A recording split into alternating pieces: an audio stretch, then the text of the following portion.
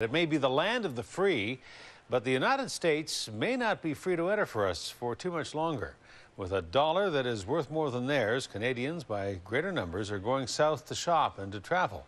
But the days of our open border may be numbered. U.S. President Barack Obama is proposing a fee that could cost you the next time you fly or sail to the United States. Now, the fee may not be much, but the message it sends is raising questions about the relationship between Canadians and Americans. A-News reporter Louise Hartland joins us now with the story. Louise. Hudson, Obama's proposed fee has left many people in shock, including the Canadian government.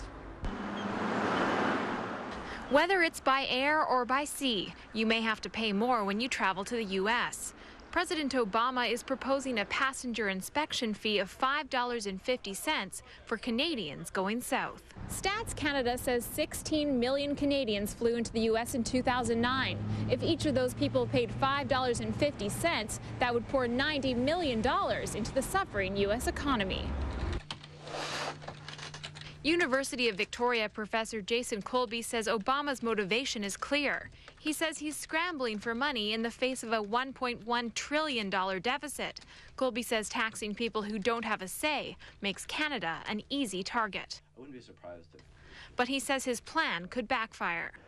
If that discourages, 500,000, 1 million of those 16 million to come into the country, then what have you gained by coming up with that 90 million? Well, you've probably reduced Canadian buying in the United States. The news comes just 2 weeks after Prime Minister Stephen Harper and the President announced a new border security deal. We have this border that benefits when it is open. The Prime Minister's office says the fee never came up during the visit. Well, obviously, we think that that's a bad idea. The opposition is equally surprised. You sit down with the president, you get told we're going to have this great perimeter security deal negotiation, and then 2 weeks later, someone says, oh, by the way, we're going to stick you for your security fees. How would you feel? Tourism Victoria says while the fee could persuade some to vacation close to home, it could also have a negative impact on our tourism industry. Tourism works both ways across the border, and we have a number of partners that operate transportation links like the Clipper, for example, who might have to bear increased costs as they carry passengers both ways. Even some American travelers say the fee could cost the country in the long run. I think most people I know would be against it.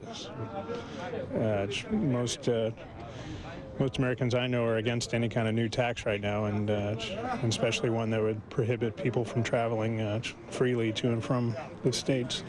Something Canadian lawmakers and travelers agree with. It's important to note that this fee would not apply if you were driving into the U.S., and it could be a while before we're charged, if at all.